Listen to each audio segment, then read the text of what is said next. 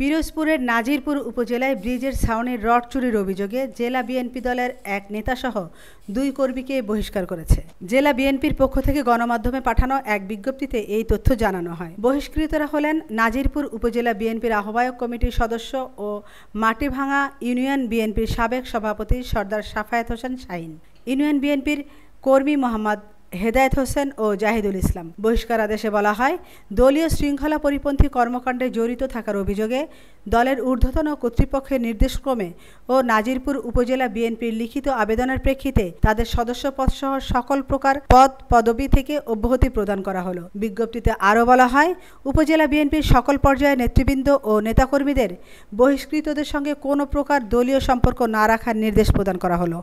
আমিনা ইসলাম, news desk, আজকের সংবাদ।